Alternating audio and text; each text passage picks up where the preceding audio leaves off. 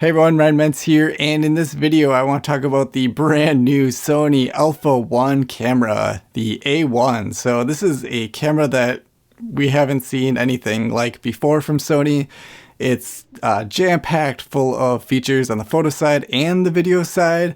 And it's not just, bringing the best from both of what they've already made. There's a lot of new stuff in here as well. And the price is definitely showing it. So this is their most expensive camera to date, but it's probably their most exciting since the original Sony A9. And that was like 5 years ago now. So they've been hard at work developing this one.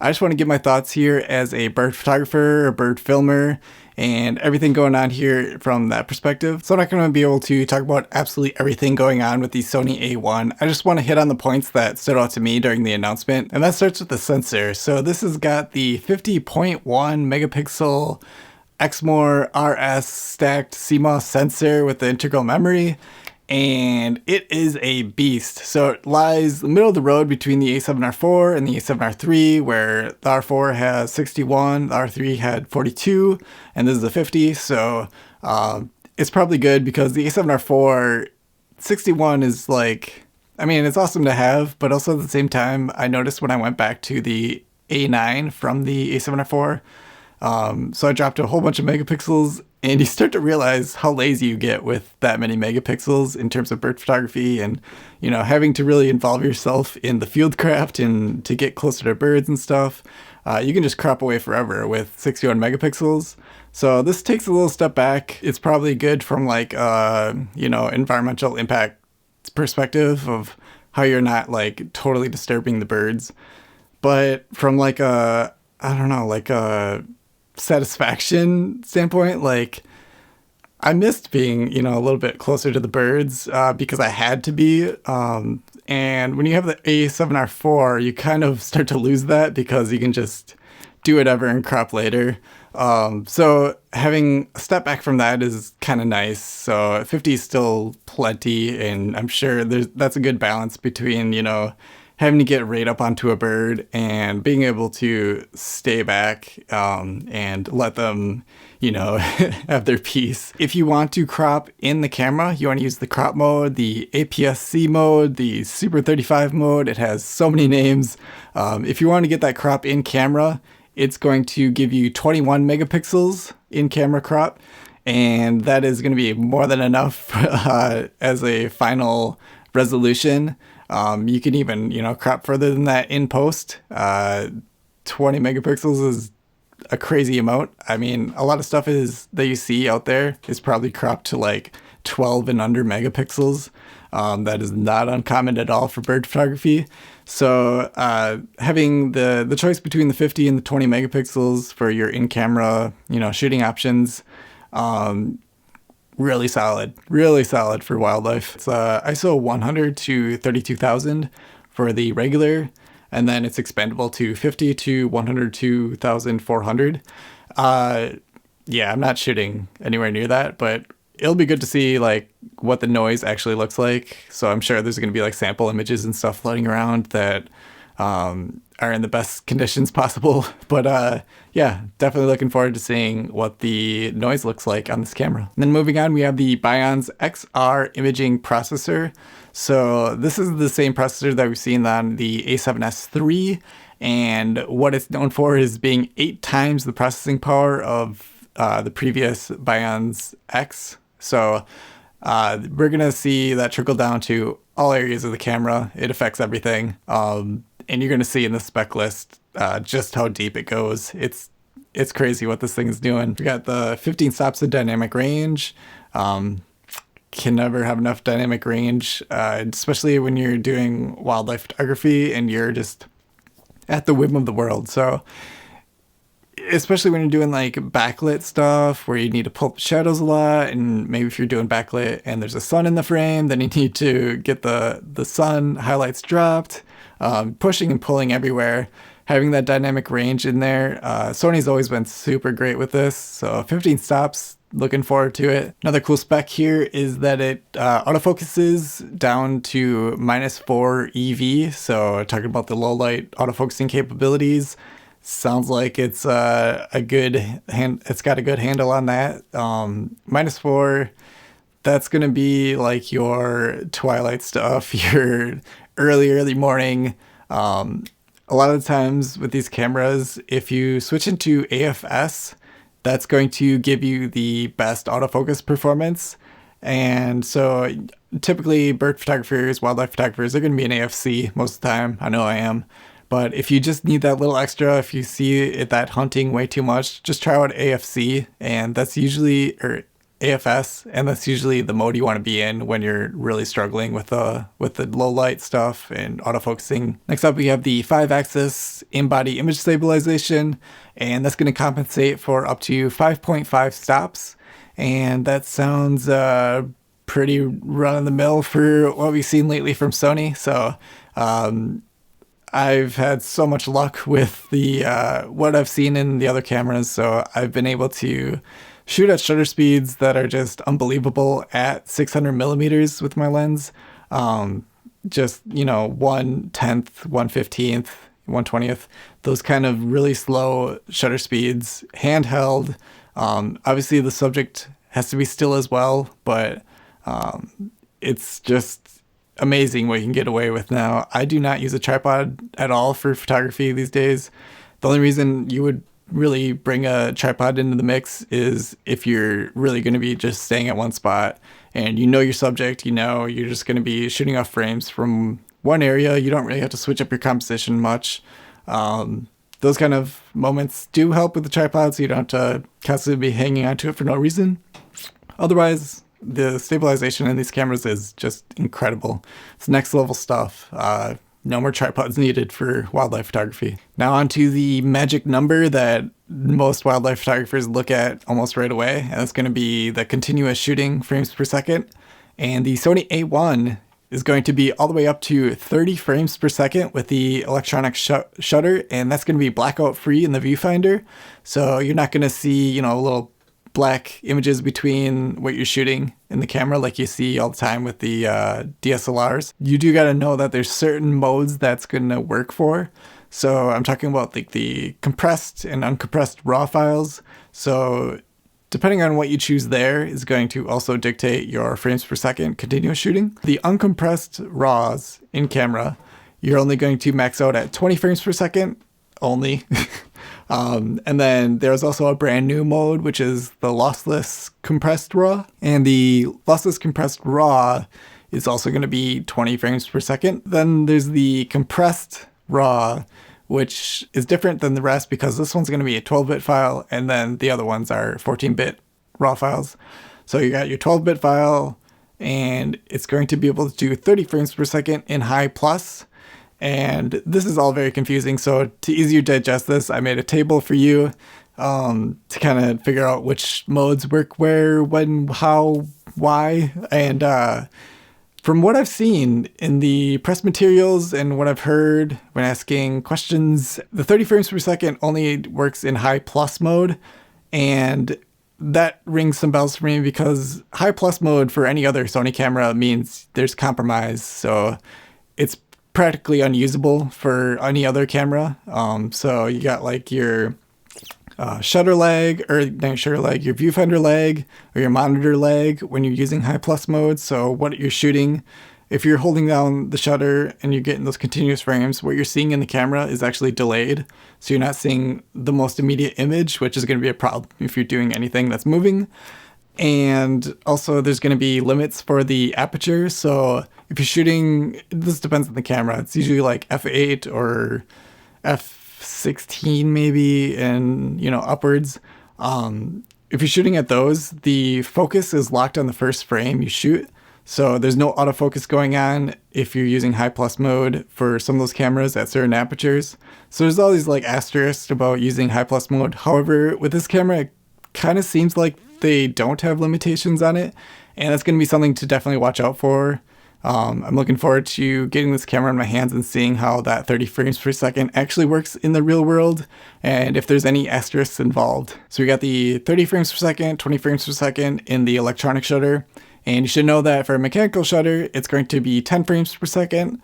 However, with this camera, wildlife photography, bird photography, there's going to be essentially zero reason to ever use the mechanical shutter unless if you do use flash. One area that's really stepped up here is going to be the sensor readout, and that's impressive already because it was already very fast with the A9 and A9 II. And those cameras did calculations of autofocus and auto exposure up to 60 frames per second, and this camera doubles that. So we got 120 frames per second doing the calculations of the autofocus and auto exposure. So it's going to be way ahead of what you can actually shoot in this camera. So even if you're using the 30 frames per second continuous shooting, it's calculating what it should be focusing on, and it's calculating that auto exposure faster than you can even shoot. Moving on, talking about the viewfinder, this one is also brilliant. It's much like the A7S III one, if not the same thing. It's 9.44 million dots, which just blows away everyone else. It's got the, 41 degree field of view, and it's got the very first in a camera that I know of, 240 frames per second refresh rate. So most other cameras have been going up to 120 frames per second, if even that. And now we got 240. When I was using the A7S III, I didn't notice too much of a difference using the 9.44 million dot viewfinder. It still looked digital to me, and I mean, it's an improvement, always welcome. I'll take that any day. But it'll be interesting to see the 240 frames per second combined with that, and maybe that will really start, pulling out interesting detail and making it look a lot more lifelike. I mean, personally, I've never really, been shooting away at something fast moving and being like, I just wish this refresh rate was faster. That was true, back then when like the original A7s and stuff, but these days, the 120 refresh rate has been fine for me, but I'll always take more. You got the 240, I'll take it. Something I'm happy to see on the back is going to be with the tilt-up screen. I'm really happy between the two options that they've shown us so far with that flip-out screen on the A7S III and the A7C. Having that versus the just simple tilt-up screen that we've seen, or tilt-down screen.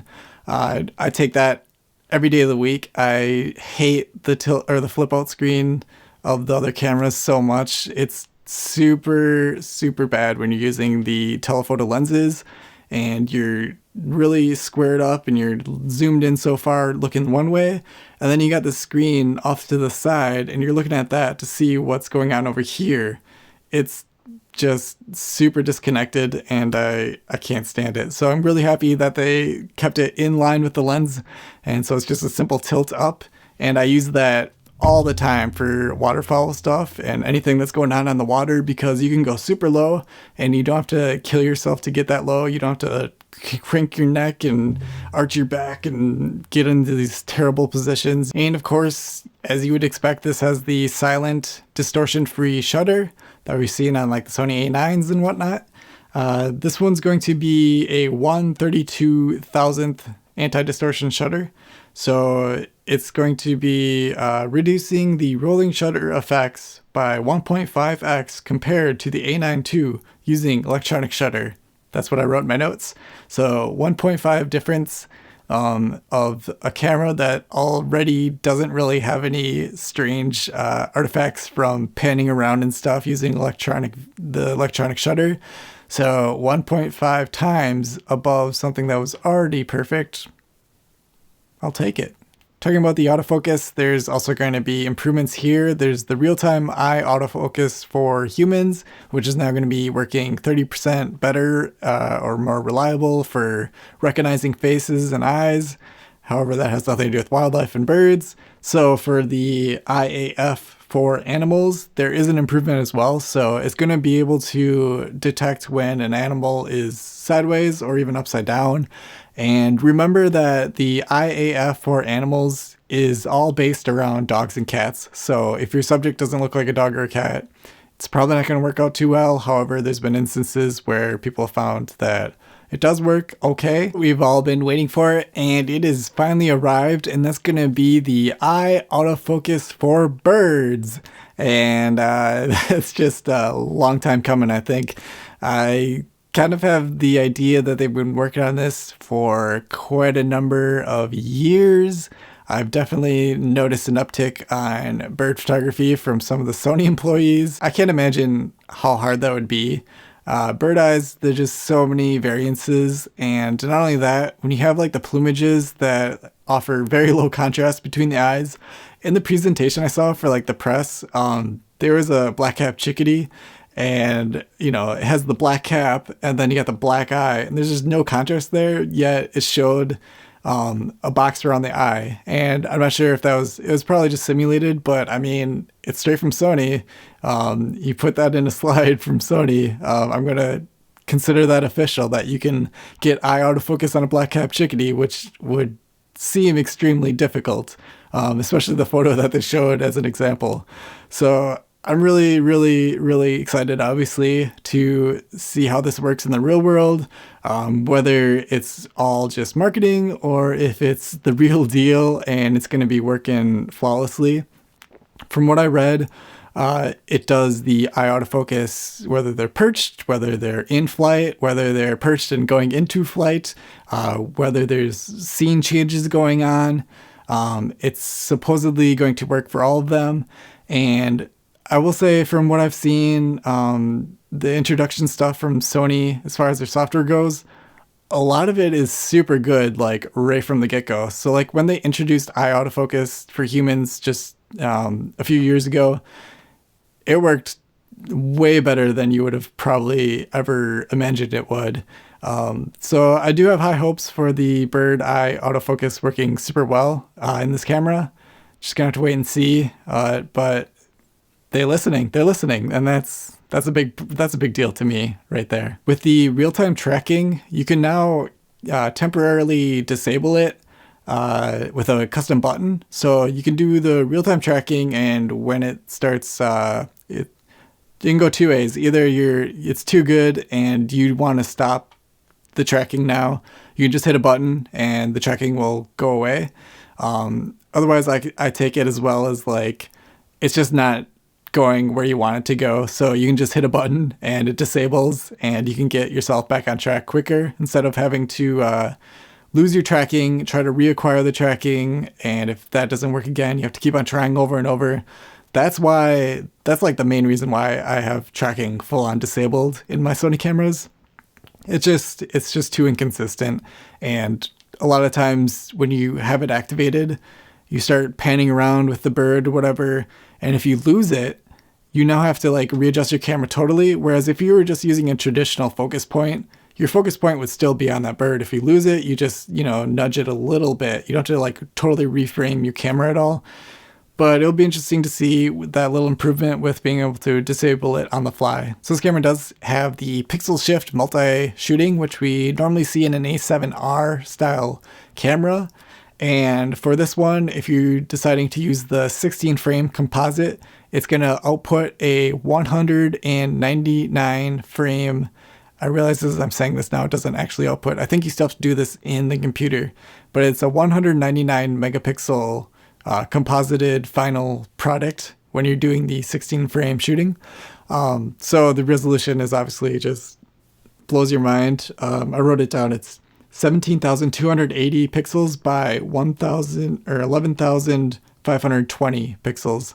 So that's a lot of pixels, I think. It's a lot of pixels. It does look great. I've used it for doing like landscape shoots. Obviously, you can't really have any motion going on in the frame, but when I'm like shooting, when I was like out west shooting mountains and stuff, and you only got like one shot to be out there. It's not like I'm going every day to get different stuff. It's nice to just really put in the time to get the best frames possible. And so I did use pixel shift multi-shooting a lot out there. And yeah, you can just zoom in, and when you're looking at the photo 100% cropped, it looks like you can still keep on zooming in more. You could probably get away with like a 200% or whatever crop on those, just because there's so much detail in those files. It's really cool. So pixel shift multi-shooting in a non-A7R camera. There's also a new feature in the photo mode, which I can't comprehend how it's a benefit, but apparently it is. That's the way it's being talked about. And that's going to be the low frame rate limit. And what this does is if you're shooting under 1/60th of a second, and you're doing panning shots, you know how it'll usually, it'll show the panning drag effect on the screen as you're going. And there's no blackout when you do that. And to me, it always seemed like that was ideal. Like you can kind of almost see it in real time. And what this is it's going to add blackouts. So when you're panning, there's going to be blackouts in between each frame, which is apparently better. That's the way it's being sold, and I don't really understand it, but there's a new setting in there that I'm eager to try with panning shots, because those are cool. When you have like birds in flight and stuff, and you're panning along, you can get some really cool artistic effects with that. And supposedly the setting is supposed to help, so eager to try it out. So this camera does have the new menu system, which also means that you can touch on the stuff in the menu, and it's actually going to register those touches, so you can switch up your settings with your fingers instead of going through with the buttons. That's an improvement.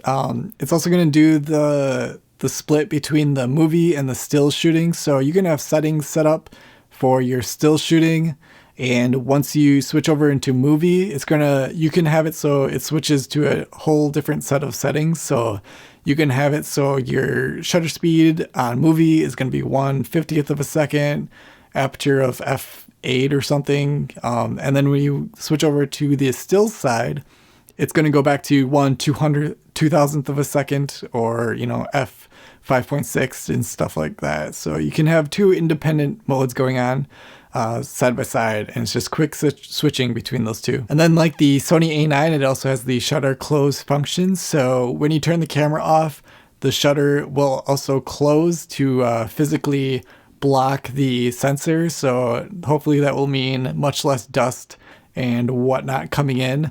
As someone who basically never ever switches lenses, I just have my 200-600 living on my camera when I'm out shooting. This has never really been much of an issue. However, I'm in the very, very small minority. I know a lot of people really want that. So, of course it's here. Why not?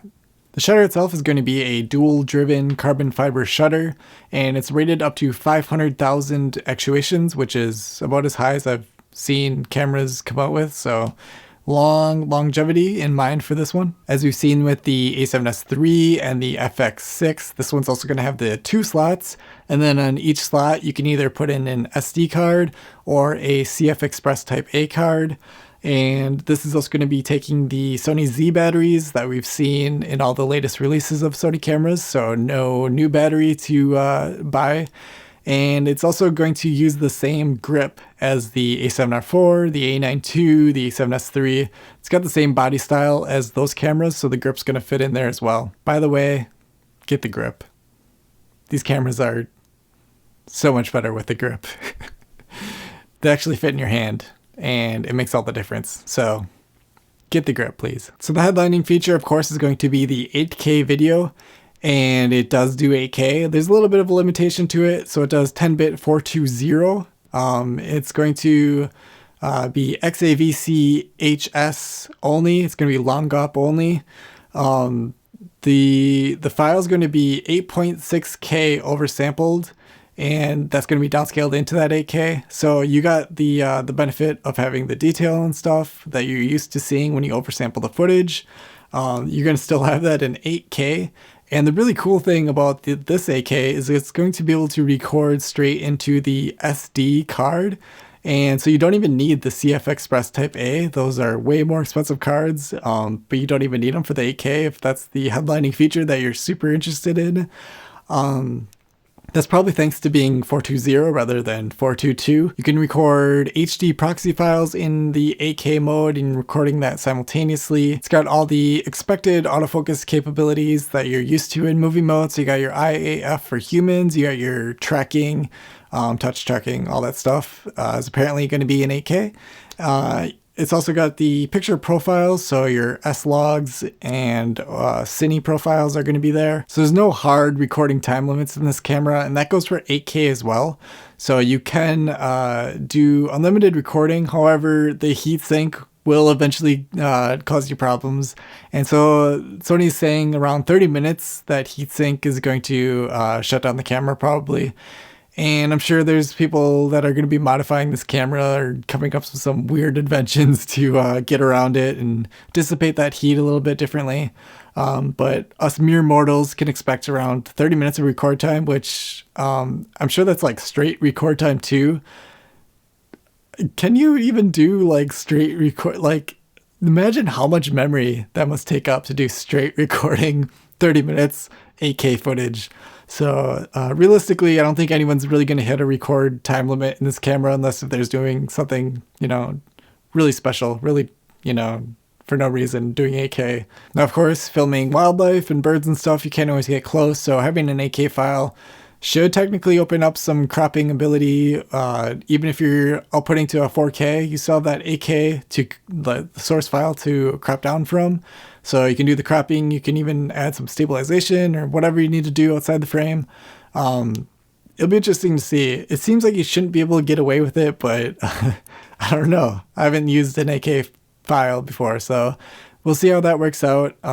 This is also Sony's first foray into the 8K in their Sony mirrorless cameras, so we'll see how it does. It can do 4K up to 120 frames per second, and there are some caveats to that. It's going to be in an SNQ mode, which means that there's no audio recording. It means that there's going to be a 1.1x crop on the image, which is fine by me. Give me all the crop you want for bird stuff. However, don't go too far apparently, because it can't do Super 35 when you're doing 4K 120, which is kind of a bummer. I would shoot Super 35 all day long if I could. That was a huge drawback, by the way, with the Sony a7S III, because the pixels in the camera just did not support doing 4K and Super 35 at the same time. Kind of a big deal with the wildlife bird stuff. However, in this camera, you got the pixels to do it. You got plenty of pixels to do it. So you can do Super 35 in the 4K 60 and below. So 4K 60 is like a regular video file.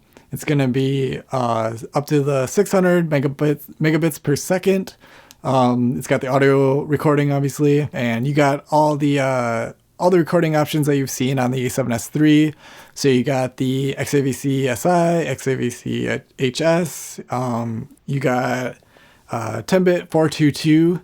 It's going to be a 4.8K oversampled file, and that's in Super 35 mode with a full pixel readout without the pixel binning, and that's going to be scaled down into the 4K output. There's an option to use the S-Cinetone color matrix, which we've seen in the FX9 and FX6 cinema cameras.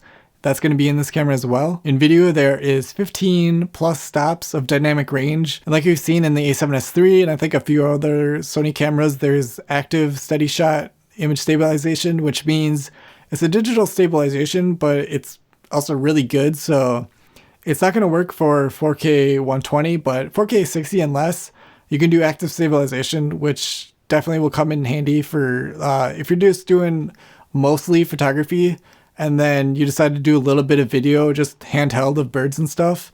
That active image stabilization, doing that in post, will give you some pretty good results. It does do a 1.1x crop. Talking about the video output, so it's going to be able to do a 16-bit raw output, which I'm sure we'll see some updates for like Atomos recorders and stuff to take advantage of this camera.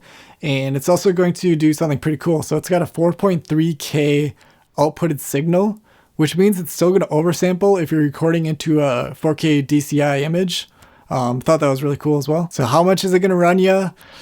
$6,500. So this is by far their most expensive camera, and it's also obviously their most technologically advanced one. It's up there. It's $500 more than the Sony FX6. So if you're a video person and you've been considering between like the a7S III, the FX6, well, you got like a brand new one here with the A1. It's got, your 8K, which neither of the other two do. It's got the ability to do Super 35 in 4K, which the other two can't do.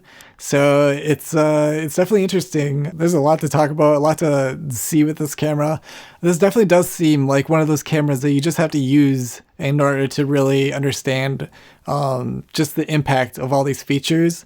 And I'm sure you're going to find that a lot of them just kind of don't live up to what it sounds like on paper. I'm sure a lot of them are sleepers, and you're gonna be like, how did I live without this before? It'll just be interesting to see. I'm really excited to get my hands on it. Thank you so much for watching. I'll see you next time.